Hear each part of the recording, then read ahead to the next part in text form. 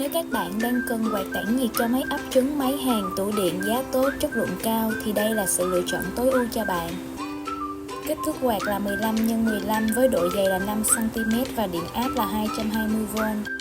Dòng điện cho ra 0,22A với lượng gió khá lớn. Trọng lượng chỉ 820g. Giá thành tốt, chất lượng sản phẩm cao. Ngoài ra, Weezy còn chuyên sản xuất và xỉ với các kích thước 8 phân, 9 phân, 1 tấc 2, 1 tấc rưỡi, 1 tấc 6, 1 tấc 8, 2 tấc và đầy đủ các điện áp như sau.